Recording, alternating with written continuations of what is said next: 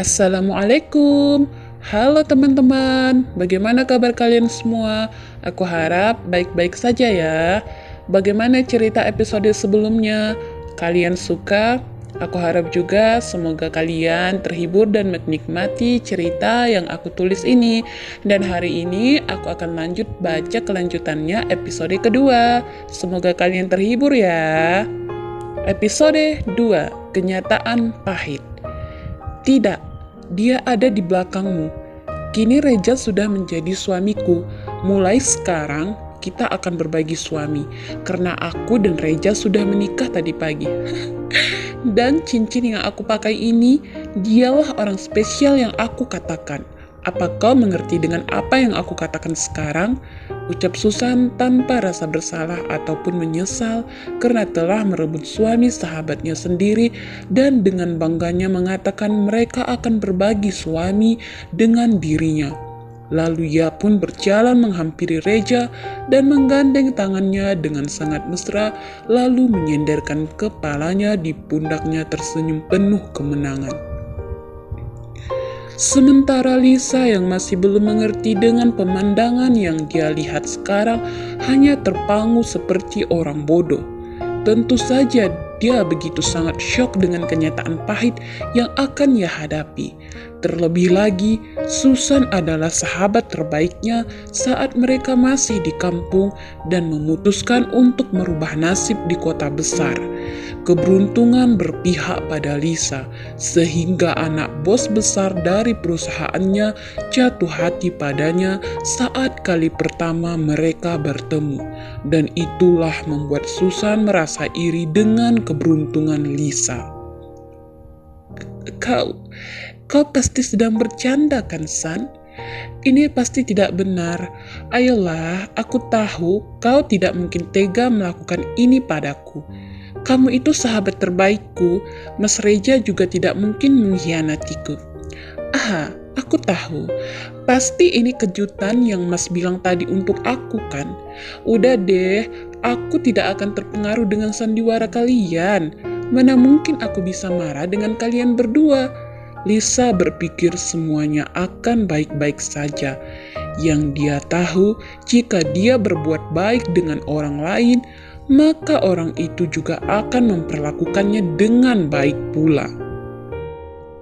Reja semakin kebingungan bagaimana caranya menjelaskan hubungannya dengan Susan bahwa mereka memang benar sudah menikah tadi pagi dan kini Susan adalah istrinya. Kemudian ia melepaskan rangkulan tangan Susan, memerintahkan Mona untuk masuk ke dalam kamarnya agar ia tak mendengar pembicaraan mereka. Lalu berjalan tertatih mendekati Lisa yang terlihat masih tersenyum sumringah dan berpikir semuanya baik-baik saja. Tatapan sendunya kini memandang Lisa dengan mata yang berlinang. Kemudian tangannya meraih tangan Lisa sembari menatap lekat manik berwarna hitam pekat itu tak berkedip. Ada apa, Mas? Tanya Lisa cengengesan. Mata berbinar memandang suami yang sudah lama ia rindukan meski baru terpisah hanya 1 minggu. Namun rindu yang teramat sangat besar menyelimuti relung hatinya dan hanya merindukan suaminya. Lisa, ucap Reja sebelum menjelaskan semuanya dengan detail. Iya Mas, ada apa? Jawab Lisa dengan manja. Kau tahu kan, kalau aku sangat mencintaimu dan tidak akan pernah meninggalkanmu. Iya, aku tahu itu Mas. Itu sebabnya aku sangat mencintaimu dan hanya mencintaimu untuk selamanya dalam hidupku. Dan kau tahu juga kan, selama pernikahan kita, aku begitu sangat menginginkan kehadiran seorang anak laki-laki di tengah-tengah keluarga kita.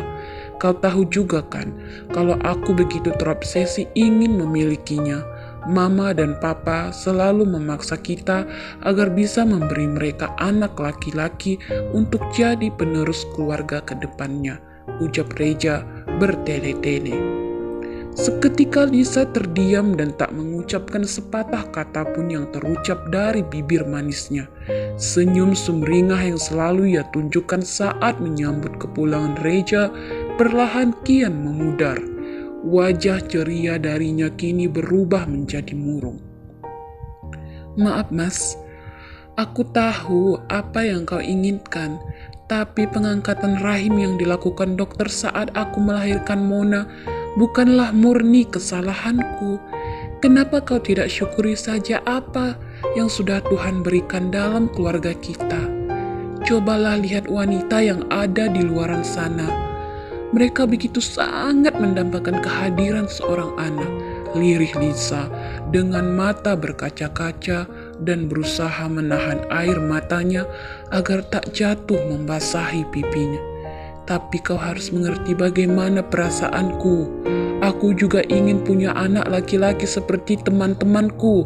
Aku tahu Mona adalah cahaya penerang dalam keluarga kita. Tapi aku juga ingin anak yang lebih. Aku harap kau mengerti kenapa sampai aku bicara seperti ini." Ibu Reja mengusap kasar wajahnya. "Mas, kenapa kita membicarakan ini di hadapan Susan? Kita bisa membuat dia merasa tidak nyaman. Kita bicarakan ini nanti saja ya." Timpal Lisa menggaruk-garuk kepalanya yang tak gatal dan merasa tak enak hati dengan Susan. "Jangan khawatir Lisa, bukankah aku juga bagian dari keluarga ini?" sambung Susan tersenyum palsu. Syukurlah kau mengerti dengan situasi yang sedang terjadi antara aku dan Mas Reja. Oh iya, kau sudah makan belum? Kebetulan Bi Lastri baru siap masak. Ayo kita makan malam bersama sekarang, ajak Lisa, kembali tersenyum meski hatinya merasa sedih sembari menarik tangan Susan. "Hentikan Lisa, aku sudah muak dengan kepura-puraanmu. Apa kau masih belum bisa memahami tentang apa yang baru saja aku katakan? Aku dan Reja sudah menikah. Jika kau masih kurang yakin, aku punya buktinya untukmu." Sergah Susan merogoh tas sandangnya lalu menunjukkan foto pernikahan mereka di dalam ponselnya. "Lihatlah dengan jelas, buka matamu lebar-lebar. Aku dan Reja sudah menikah dan kami saling mencintai satu sama lain." Dar! Tiba-tiba tubuh Lisa terbakar seperti disambar petir di sore hari. Padahal cuaca hari itu sangat cerah dan indah, tapi tidak seperti kenyataan hidupnya yang begitu menyakitkan. "Apakah ini nyata? Jadi kau dan Mas Reja menikah diam-diam di belakangku?" tanya Lisa dengan tatapan tak percaya. Seketika air mata yang sempat tertahan kini pecah mengalir keluar tanpa henti membasahi pipinya. Suara parau saat bicara terdengar begitu sangat menyayat hati. "Iya, tadi pagi," jawab Susan tersenyum lebar tanpa memikirkan bagaimana perasaan Lisa saat ini. Plak! Satu tamparan mendarat di pipi Susan yang masih dipenuhi dengan riasan make up pengantinnya, namun tetap terlihat meninggalkan jejak 5 jari kemerahan. Rintis Susan memegang sebelah pipi kirinya yang terasa perih, lalu melotot ke arah Lisa dengan amarah yang menggebu dan berniat hendak membalas tamparannya. Namun saat sedikit lagi telapak tangannya menyentuh pipi Lisa, dengan cepat Lisa menangkap tangannya lalu mendorongnya ke belakang dan hampir membuatnya terpental. "Kau memang wanita tidak tahu diri. Bagaimana mungkin kau tega merebut suamiku? Aku tidak percaya kau sudah menjadi orang ketiga dalam rumah tanggaku. Kau memang wanita tidak punya hati!" teriak Lisa histeris dan berniat hendak menjambak rambut Susan hingga botak. "Sudah cukup Lisa, kau sangat keterlaluan. Kau tidak bisa memperlakukan dia seperti ini.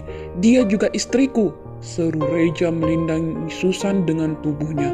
Saat Susan berpura-pura lemah mengambil kesempatan berlindung di tubuh kekarnya Reja dan sesekali menolehkan kepalanya melihat ke arah Lisa yang sedang dikuasai amarah menggebu.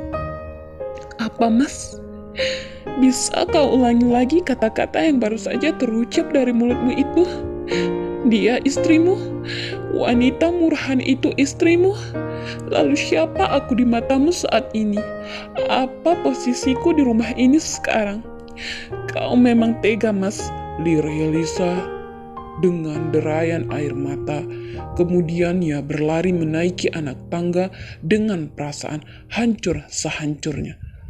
Lisa, tunggu dulu, dengarkan penjelasan kami dulu. Kenapa semua ini bisa terjadi, Lisa? Panggil Reja yang melihat Lisa terus berlari menaiki anak tangga menuju kamarnya dan tidak mempedulikan panggilan Reja. Sampai bertemu lagi di part 2.